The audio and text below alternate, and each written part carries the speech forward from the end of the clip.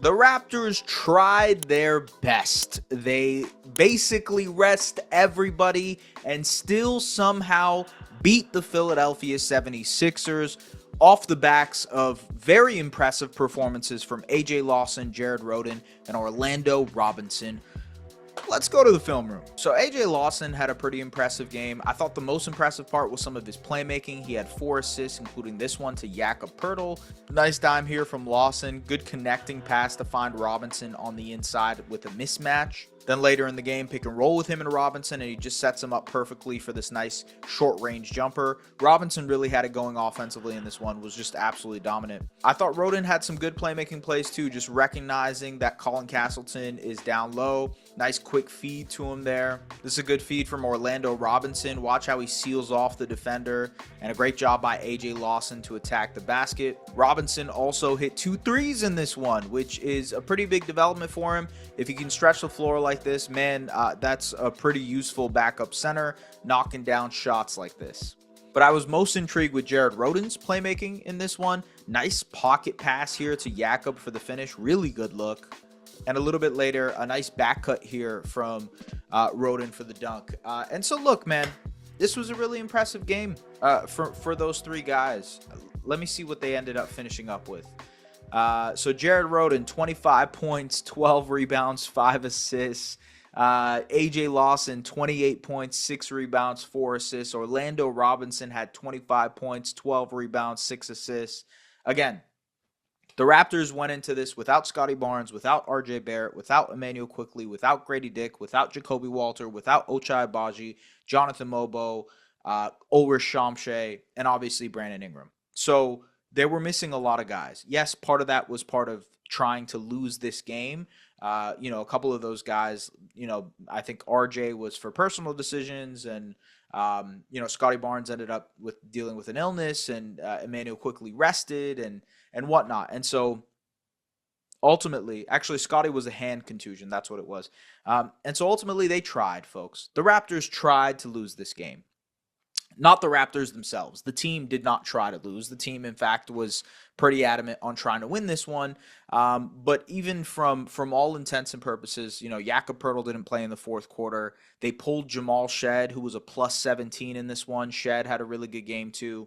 And so they tried. They tried to lose this game, but it just didn't work out because, good God, the Philadelphia 76ers are a terrible basketball team right now. And they lost to the Raptors 905. Obviously, the Sixers are losing right now, too. They're trying to tank because they want to keep their pick. No Joel Embiid, no Tyrese Maxey, no Paul George, et cetera, et cetera. So, the Raptors are now in a situation where they have the 7th best lottery odds.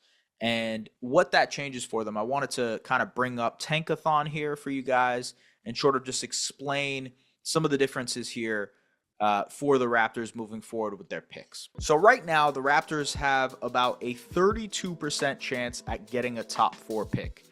If you'll see here, Philadelphia and Brooklyn, which are now tied for 5th, they each have a 39.9 and a 39.5% chance at a top 4 pick, and they have about a 10% chance at the number 1 overall pick. The Raptors now only have a 7.5% chance at the number 1 overall pick.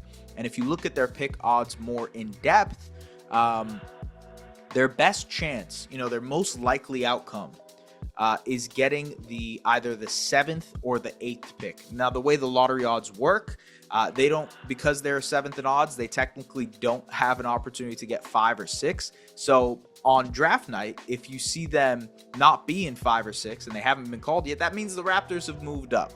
And that's actually happened before. If you remember in the Scotty Barnes draft, they had the 7th best lottery odds. They moved up to number 4. So we'll see if that happens again. But ultimately, this is how the structure looks. And yes, on the most terrible outcome version of this, there is a very, very, very, very small chance. Think about Oppenheimer. It's near 0 chance, right, that the Raptors end up with the 11th overall pick. 1.3% chance at the 10th pick, 12.9% chance at the 9th pick, a 34.1% chance at the 8th pick, about a 20% chance at 7th, and then, like I mentioned, a 32% chance, at a top 4 pick. That is the situation we're working with. And that is why the Raptors tried So hard to lose this game because it's going to be tough for them moving forward to try and get back into position to be a top 5 lottery team. They did what they tried their butts off to lose this one. And ultimately, I think that's just a directive from the front office. I think that's a directive from the management, because this is the situation where the Raptors are at. It's a lost season, and so now they're kind of managing through lottery odds and trying to figure out what the best odds they can get.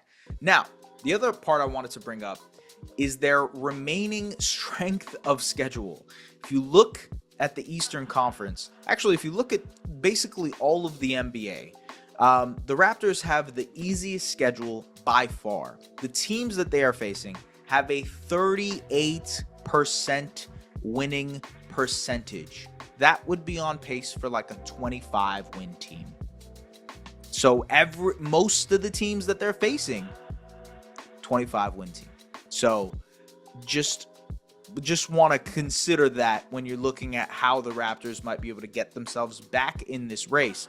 And when you compare it to the other teams, Philadelphia, decently hard schedule. They play they play the Thunder one more time. They play the Knicks. They play the Rockets. They play the Pacers and Bucks and Wolves. And so those are pretty much guaranteed losses for them. On the other side, they have some easy games. They play the Wizards twice. They play the Pelicans, Raptors again. They play the Spurs and Bulls. But ultimately, still a pretty tough schedule compared to the Raptors, who the hardest teams they're facing, according to toughest opponents here from Tankathon, are the Warriors and the Pistons. And, Warriors it's probably a loss there. The Warriors have been awesome. Pistons are probably lost. They've also been awesome. But those are the only two guaranteed losses that they have moving forward. And how do you work through this? You play the Hornets twice. You play the Nets twice moving forward. You still have games against the Wizards and Jazz, and you have one more game against the Philadelphia 76ers. I can't even speak anymore. Now, the Brooklyn Nets have an even harder schedule. And that's why I think it's almost impossible to catch up against Brooklyn, because they just have an incredibly hard schedule. They play Boston 2 times. They play New York one more time. They play the Pacers twice. They play the Wolves twice, and they play the Clippers again. And so those are a lot of guaranteed losses from the Brooklyn Nets side of things. Not a lot of guaranteed losses for your Toronto Raptors. I know that this conversation in general can feel a little icky. It can feel a little icky. It can feel gross talking about this stuff. And for fans who feel that way, I completely understand. Because you don't want to be in this position. Nobody wants to be in this position. Nobody is asking for this. This isn't the move. This isn't the way that people want to go about things. But ultimately, when you're in a lost season, when you're in a season where there's really no opportunity, and I'm sure there's going to be someone in the comments saying they could go for the play-in spot. But again, that is not what they're interested in. They are showing you night in and night out what they're interested in. And that is trying to get as high as they possibly can on lottery positions and getting the best odds they possibly can. Seems like they're locked into 7, though. It would take a couple of different types of miracles. It would take them just basically playing this team over and over again. Like resting Scotty, IQ, RJ. Like this team that played tonight against the Sixers, just playing them the rest of the way. And it's really hard to do that because, as you guys just saw, the Utah Jazz got fined $100,000 for resting Lauri Markkanen in multiple games. Can't do that. Now, granted, $100,000 drop in the bucket for NBA organizations. Literally wouldn't even hurt them in any sort of way.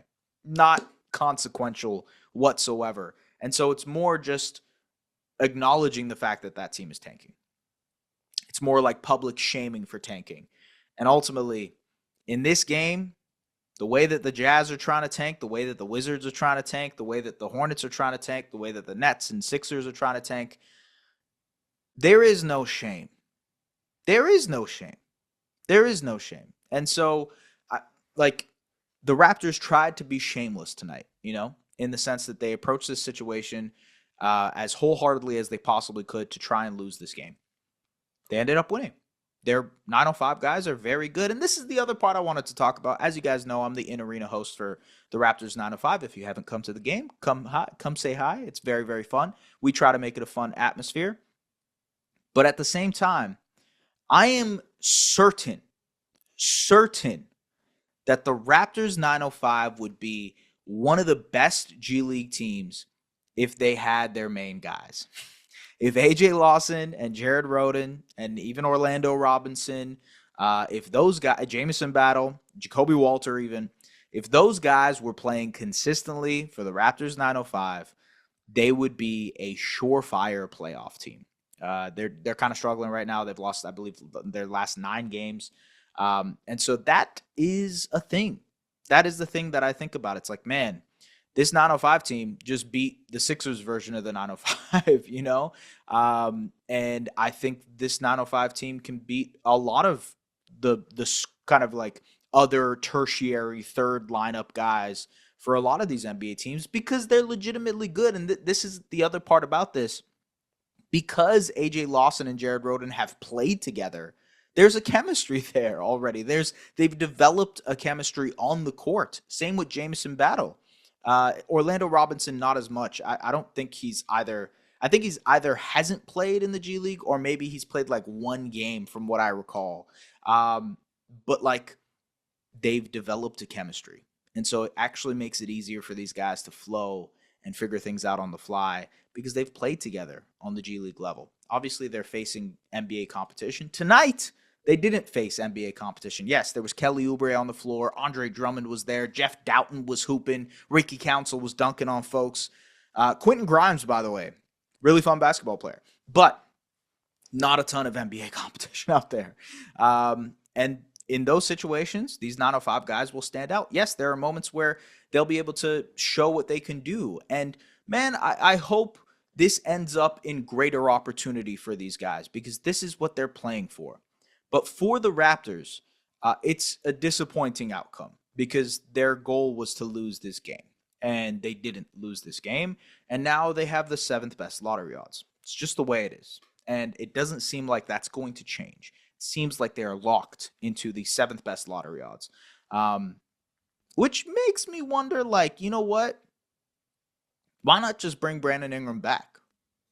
You know? Like, how long are you really going to keep Brandon Ingram out with this ankle injury? Just bring him back. Why not? What do you have to lose at this point? Whatever, man. Anyways, look, folks, subscribe to the Raptors Republic YouTube channel. Appreciate you guys as always. Thank you guys for tuning into this recap of all recaps, knowing the stakes of this game. And I appreciate you guys, as always. Thank you very much for tuning in. Always like, comment, subscribe, and we will see you guys later. Peace out.